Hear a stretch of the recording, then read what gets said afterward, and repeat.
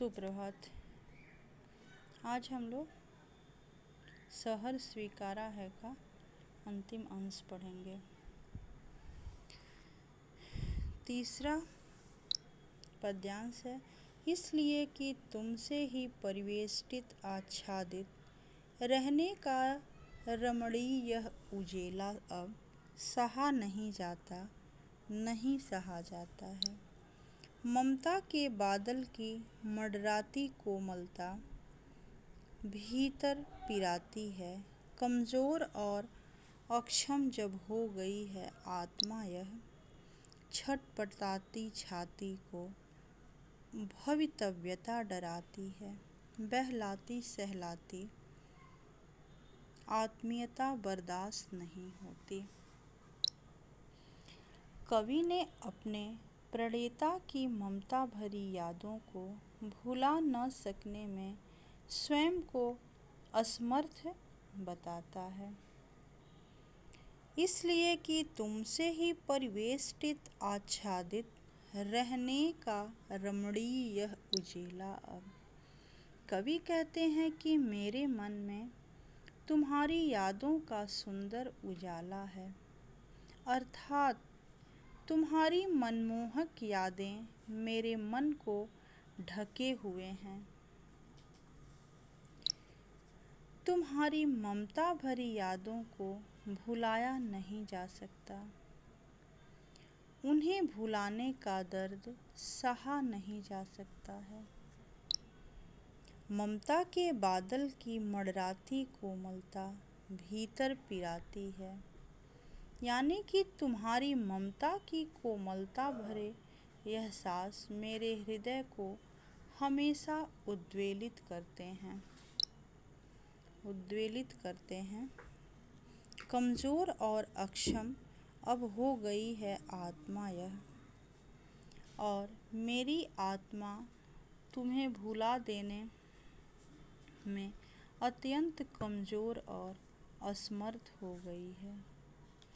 तुम्हें भुलाने से मेरी छाती कितना छटपटाएगी, यह भय मेरे हृदय में पैदा हो गया है।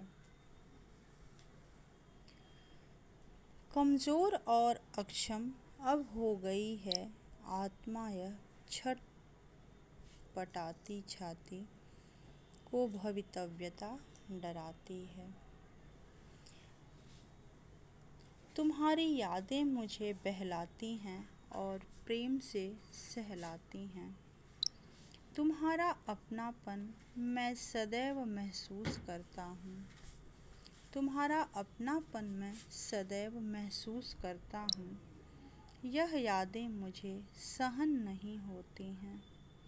चाह कर भी मैं तुम्हें भुला नहीं सकता। तुम्हारी ममता की याद सदैव मुझे रहती है।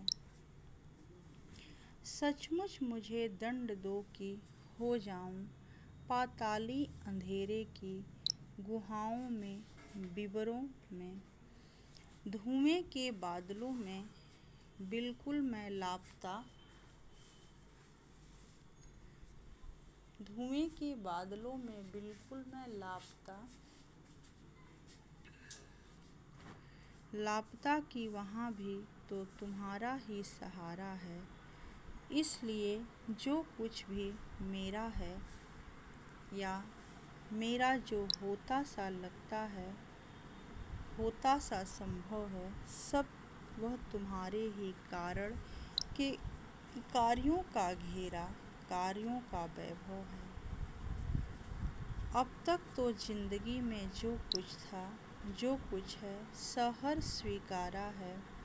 इसलिए कि जो कुछ भी मेरा है वह तुम्हें प्यारा है। सचमुच मुझे दंड दो। इस अंश में कवि ने अपने प्रेरक को न भुला सकने की विवशता का वर्णन किया है। कवि कहते हैं कि तुम मुझे अपने को भुला न पाने का दंड दो, ऐसा दंड जिसमें मैं पाताली गुफाओं के अंधकार में गुम हो जाऊं, पाताली अंधेरे की गुफाओं में, विवरों में, धुएं के बादलों में बिल्कुल मैं लापता। यानी कि ऐसा दंड दो जिसमें मैं पाताली गुफाओं के अंधकार में गुम हो जाऊं, या धुएं भरे बादलों में बिल्कुल छिप जाऊं। लेकिन वहाँ भी मुझे तुम्हारा ही सहारा है, क्योंकि जो कुछ भी मेरा है वह सब या मेरा होगा या मेरे होने की संभावना भी है, वह सब तुम्हारी प्रेरणा का ही परिणाम है। अब तक तो जिंदगी में जो कुछ था, जो कुछ है, सहर्ष स्वीकारा है, और अब तक जिंदगी में तुम्हारे कार्यों की प्रेरणा से सब कुछ मेरे लिए संभव हो सका है। अब तक मेरे जीवन में जो कुछ था अथवा जो कुछ वर्तमान में मेरे पास मौजूद है, उसे मैंने खुशी से स्वीकार किया है, इसलिए कि जो कुछ भी मेरा है वह तुम्हें प्यारा है, क्योंकि जो कुछ मुझे प्राप्त हुआ है वह सब तुम्हें भी अवश्य ही प्यारा है और तुम्हारी प्रेरणा का ही परिणाम है। कवि के कहने का तात्पर्य यह है कि उनके पास जो कुछ भी है वो प्रेरणा का ही परिणाम है। धन्यवाद।